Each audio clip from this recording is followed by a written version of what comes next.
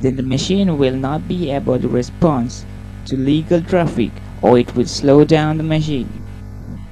ICMP flood, thread drop attack, peer-to-peer attack, and several types of attacking methods of denial of service attacks.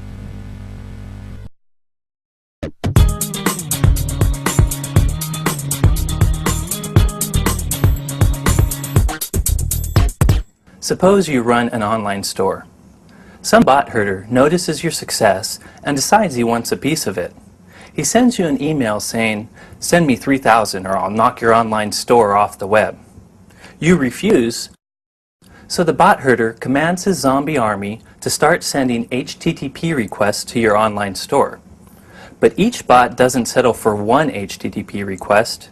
Instead, they each send as many requests as they can, as fast as they can, saturating their network connections, for as long as the bot herder wants.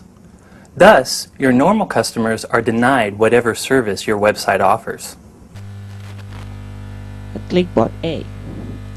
A clickbot is a software robot that clicks on ads to help the attacker conduct click fraud. Some clickbots can be purchased while others are malware that spread as such and are part of larger botnets. Malware-type clickbots can receive instructions from the botnet server as to what ads to click and how often and when to click them. There are many types of clickbots used in the internet. Some are for sale clickbots, while others are malware. For sale, clickbots such as the lot clicking agent, iFaker, Fakezilla, and Clickmaster can be purchased online. They typically use anonymous proxies to generate traffic with IP diversity. Fortunately, IP diversity usually is not enough to hide click fraud attack conducted by such software, and traffic generated by them is identifiable.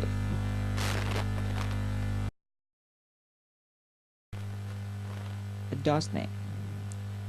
A DOSNet is a type of botnet and mostly used as a term for malicious botnets, while benevolent botnets often simply are referred to as botnets. DOSNets are used for distributed denial of service attack, which can be very devastating. A special feature of DOSBots is many DOSBots use the IRC protocol, but some use their own protocols. Some may use a decentralized peer-to-peer network.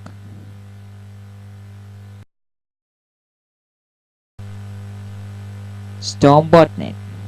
The Storm botnet or Storm Worm botnet is a remotely controlled network of zombie computers that has been linked by the Storm Worm.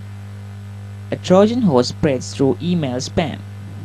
Some have estimated that the Storm botnet was running on everywhere from 1 million to 50 million computer systems. Storm botnet was first identified around January of 2007, with the Storm Worm at one point accounting for 8% of all malware on Microsoft Windows computers.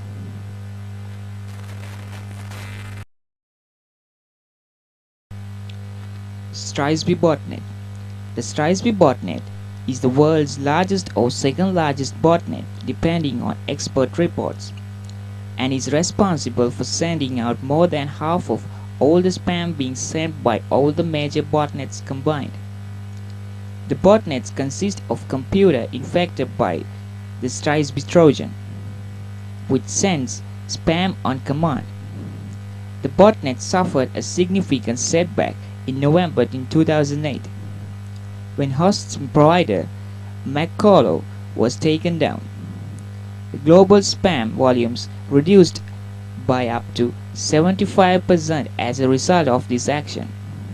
The SLIIT Trojan is the client-side program responsible for sending the spam from infected machines.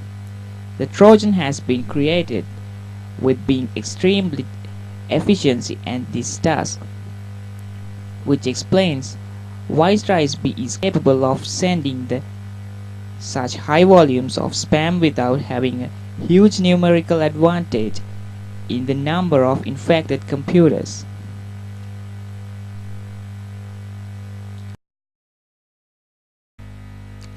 Spam traps. Spam traps are usually email addresses that are created not for communication, but rather to lure spam. In order to prevent legitimate email from being invited, the email address will typically only be published in a location hidden from view such that an automated email address harvester can find the email address. But no sender would be encouraged to send messages to the email address for any legitimate purpose, since no email is solicited by the owner of this spam trap email address. Any email message sent to this address are immediately considered unsolicited. To prevent from botnets, a machine received a denial of service attack from a botnet. Few choices exist. Given the general geographic dispersal of botnets, it becomes difficult to identify a pattern of offending machine, and the sheer volume of IP addresses does not lend itself to filtering of individual cases.